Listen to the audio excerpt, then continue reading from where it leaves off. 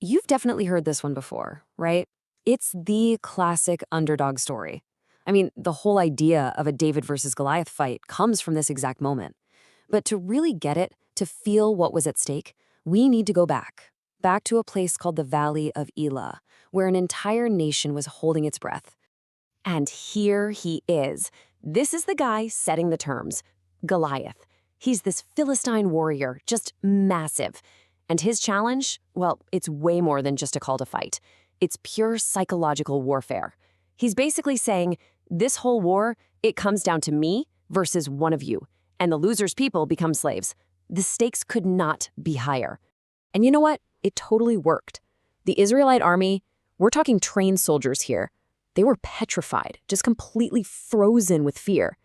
Every single morning, Goliath would come out and yell his threats. And every morning, Israel's best and bravest did nothing. They just shrank back. And this wasn't just some low-level panic. This fear went all the way up to the king. So let's break this down. We're looking at what seems like an impossible problem, right? The issue wasn't just that Goliath was a huge guy. It was the shadow he cast, this suffocating fear that was choking the life out of the whole army. See, Goliath's real weapon wasn't just his size. It was all in their heads. He was relentless.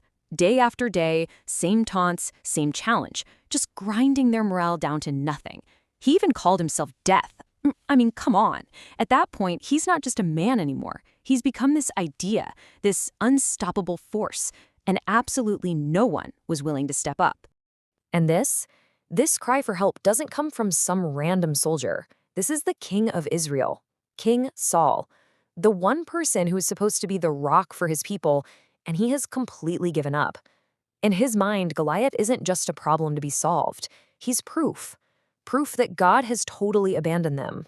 But right into this pit of despair, this scene of total hopelessness, walks someone nobody expected, and everything is about to change. So, let's meet David. He's the youngest of 8 brothers, the runt of the litter, really, the one who gets left behind to watch the sheep while his big, strong brothers get to go off and be soldiers. Even to his own family, he's not exactly warrior material. He's just a kid, and nobody takes him seriously.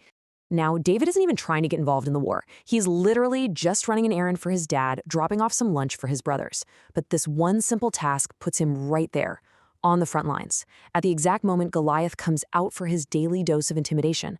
And for the very first time, David sees the giant with his own eyes. And his reaction, it is completely different from everyone else's.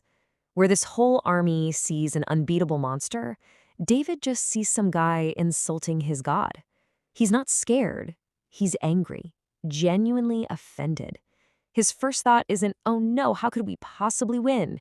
It's, wait, who is this guy? And why is nobody shutting him up?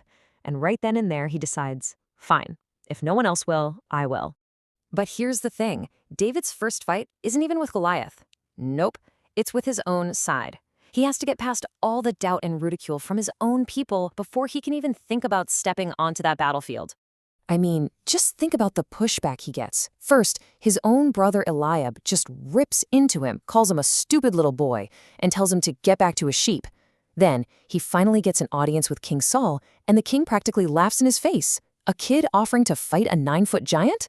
To Saul, that's not bravery, that's just a bad joke. But David's comeback is, well, it's powerful. He looks right at the king's despair and calls it out. He says, look, the problem isn't that God has left us. The problem's that we've stopped believing.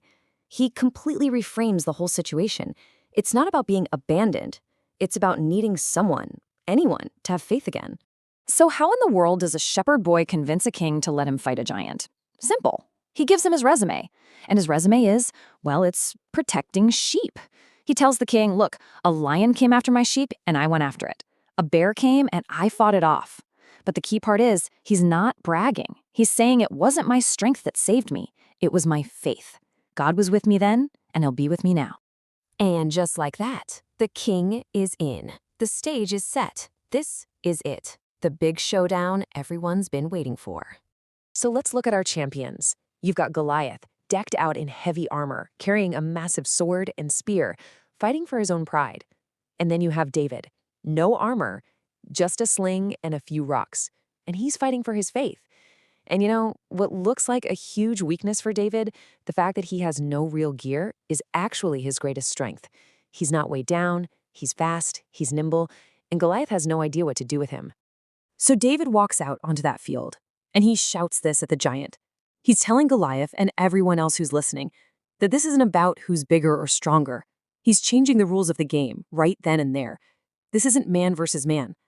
This is my God versus your pride, and I'm just here representing my side. And after everything, all the trash talk, all the fear, all the doubt, it all comes down to this. Just one kid, one sling, and one single, smooth stone from a riverbed. And that stone hits its mark. Goliath goes down hard, and the result is immediate. The Philistines, whose entire strategy was, our guy is bigger than your guy, they just panic and run. And the Israelites, the army that was frozen in fear literally minutes ago, they suddenly find their courage and they charge. The whole tide of the war turns in an instant. So, for Goliath, that's it. Story's over. His reign of terror is done. But for David, the little shepherd boy everyone laughed at, for him, this is just page 1. This one single act of faith puts him on a path to become, well, the greatest king Israel would ever know. And that's where the story leaves us, with this really powerful question, right?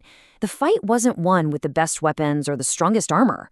It was won with courage, with faith, with this incredible ability to take what looked like a weakness and turn it into the winning move. And it makes you wonder, when we face the giants in our own lives, where does our strength actually come from? Is it about what we're carrying in our hands or what we're holding in our hearts?